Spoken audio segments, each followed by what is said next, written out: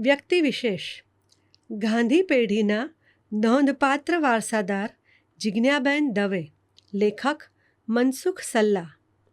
ગાંધી યુગમાં વ્યક્તિગત સુખનો હોમ કરીને સમાજ અને રાષ્ટ્ર માટે જીવતર અર્પણ કરવાની જાણે કે હોડ લાગી હતી.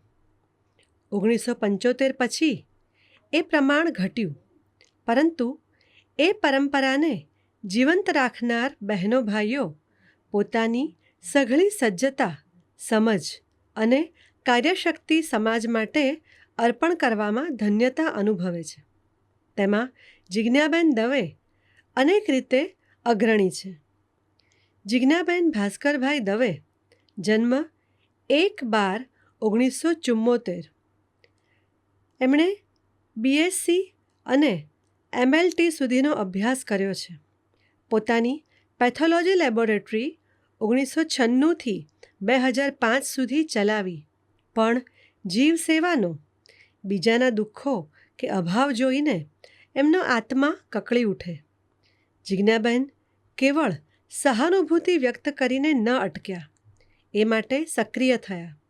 તેથી ઘર, કમાણી, પોતાના સંસારને બદલે સંસ્થા સ્વરૂપે જાતને યોજવાનો દ્રઢ સંકલ્પ થયો અને તેમણે યોગાંજલિ કેળવણી મંડળના આશ્રમને ઘર બનાવ્યું.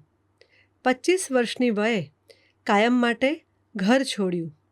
30મે વર્ષે લેબોરેટરીનો વ્યવસાય સંકેલી લઈ પૂરો સમય શિક્ષણ, આરોગ્ય, મહિલા ઉત્કર્ષ, ખેતી અને તક વંચિતો માટે આપવાનું નક્કી કર્યું. જિજ્ઞાબેનને યોગાંજલિ આશ્રમના કેળવણી મંડળના મંત્રી તરીકે રમીલાબેન ગાંધીએ 1999માં કાર્યભાર સોંપ્યો. મૂળે શિક્ષક નહીં, પણ જિજ્ઞાબેનના વિચારો અને વલણો ઉત્તમ શિક્ષકના. તેથી તેમણે યોગાંજલિ વિદ્યાવિહારનો કાર્યભાર તક ગણીને સ્વીકાર્યો. ગ્રામ મજૂરોના બાળકો, આદિવાસીના બાળકો, વિચરતી જાતિના બાળકો અને અનાથ બાળકો માટે બાળ મંદિરથી 12મા ધોરણ સુધીના ઉત્તર બુનિયાદી વિદ્યાલયમાં ગાંધીજીની નઈ તાલીમ આધારિત કેળવણી રચના મૂર્ત કરવા માટે પોતાની સર્વ શક્તિઓ પ્રયોજી. આજે પાટણ વિસ્તારના શિક્ષણમાં તેઓ સંકલન સૂત્ર છે. વર્ગખંડ સાથે રમતગમત, કલાકૌશલ અને જીવનોપયોગી કેળવણી માટે છાત્રાલય દ્વારા સંસ્કાર ઘડતરનું પાયાનું કામ શરૂ કર્યું. એ વિસ્તારમાં 5 દાયકા પહેલાં કન્યા કેળવણીનું પ્રમાણ 5% હતું. તે આજે યોગાંજલિના પ્રયાસોથી કન્યાઓ વ્યાપક રીતે શિક્ષણ મેળવતી થઈ છે. આ શાળા દ્વારા અત્યાર સુધીમાં 10,000થી વધુ બાળકોએ શિક્ષણ મેળવ્યું છે. તેમાંથી ડૉક્ટર, એન્જિનિયર, શિક્ષકો, પોલીસ, આર્મીમેન, નર્સ તથા સરકારી હોદ્દાઓ પર કાર્ય કરી રહ્યા છે. હાલ શાળામાં 750 બાળકો અભ્યાસ કરી રહ્યા છે. જીવન ઘડતર માટે સમૂહ જીવનની તાલીમ એ પાયો છે. છાત્રાલયમાં 82 બાળકો નિઃશુલ્ક નિવાસ, ભોજન અને અભ્યાસની સુવિધા મેળવે છે. અત્યાર સુધીમાં 6,000થી વધુ બાળકોએ છાત્રાલયમાં રહીને શિક્ષણ મેળવ્યું છે.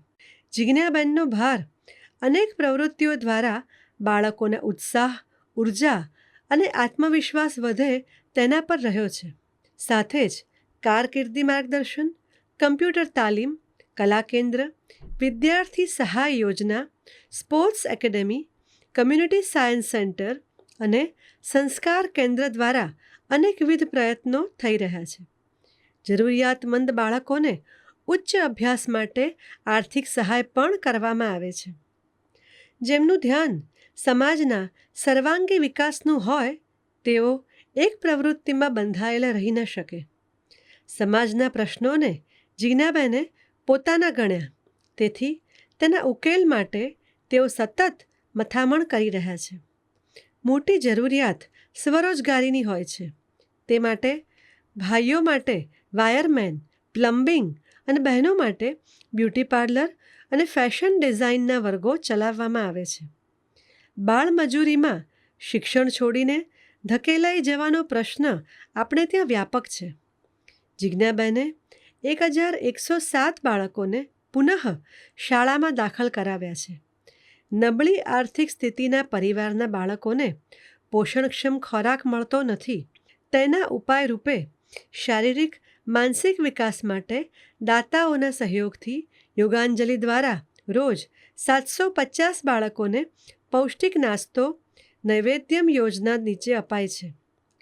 સ્વરાજના 77 વર્ષ પછી હજુ બહેનોના પ્રશ્નો ગંભીર રહ્યા છે. ઘરેલું હિંસા કે તેમના બીજા પ્રશ્નોની નોંધ પણ નથી લેવાતી. જિજ્ઞાબેનની સંવેદનશીલતા તેમને એ તરફ દોરી ગઈ. સહિયર યોજના નીચે દહેજ, આર્થિક શોષણ, ભેદભાવ, અત્યાચારનો ભોગ બનેલી બહેનોને ન્યાય મળે છે. એ માટે યોગાંજલિએ વિનામૂલ્યે કાનૂની સલાહ કેન્દ્ર શરૂ કર્યું છે. 6000થી વધુ બહેનોને કૌટુંબિક પ્રશ્નોનું સુખદ નિરાકરણ મળ્યું છે. કુલ 54,650 બહેનોમાં જાગૃતિનું કામ થયું છે. સક્ષમ યોજના અંતર્ગત બહેનો પગભર થાય તે માટે સીવણ, લેધર રેક્ઝિન બનાવટો, ઊની ગાલીચા વણાટ, ભરતકામ, અગરબત્તી મીણબત્તી તથા હાથ બનાવટના મસાલાની તાલીમ માટે 410 વર્ગો ચલાવવામાં આવ્યા છે અને 38,610 બહેનોને તાલીમ મળી છે.